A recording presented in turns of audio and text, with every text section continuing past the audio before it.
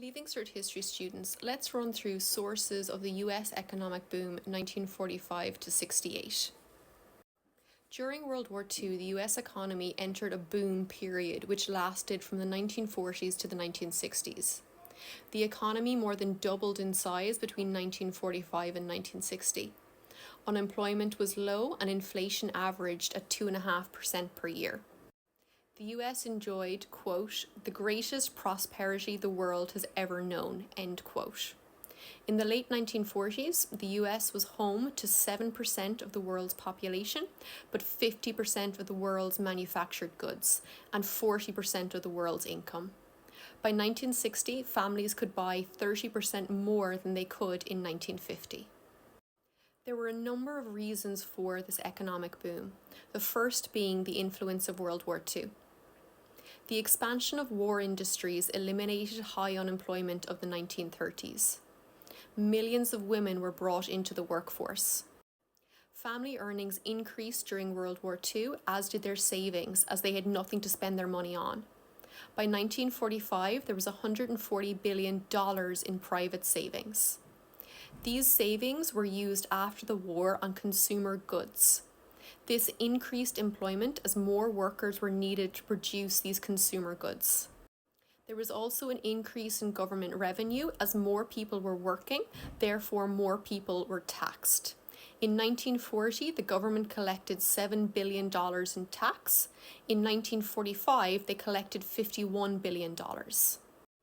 Company profits increased as many companies merged. By 1945, 75% of all manufacturing industry was controlled by only 100 companies.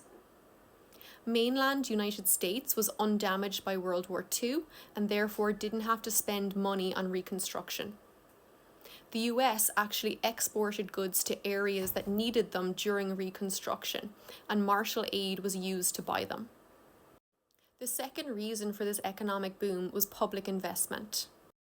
Public investment increased dramatically from $10 billion in 1940 to $580 billion in 1980.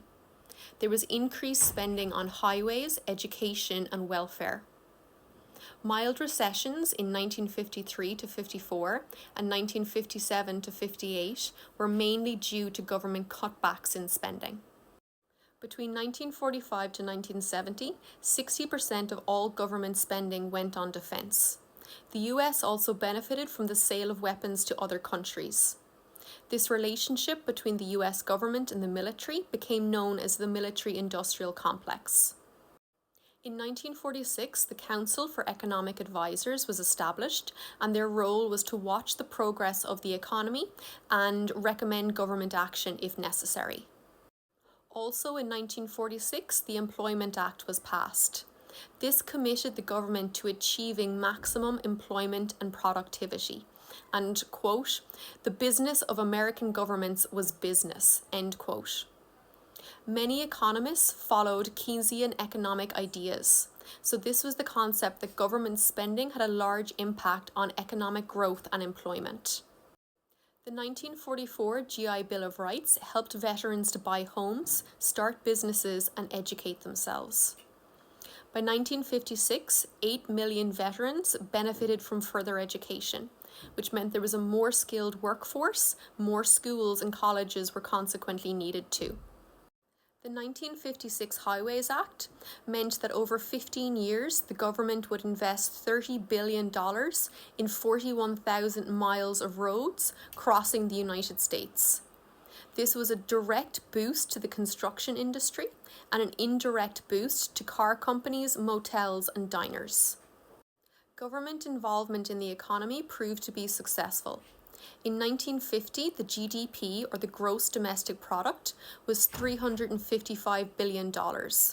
However, by 1960, the GDP was $488 billion.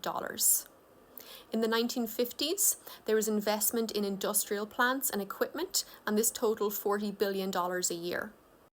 In 1966, the gross national product grew by 9%. Yet despite all of this, there were still 40 million Americans living in poverty. President Johnson wanted to target this with his Great Society program. Our final reason for the US economic boom were the other factors at play. The United States had domestic supplies of oil, coal, and gas. Rapid technological advancements increased worker productivity by 35%. Between 1945 and 61, the number of scientists and engineers involved in industrial research grew by 600%. There were also significant medical advancements. 80% of the drugs prescribed in 1956 had been produced in the previous 15 years.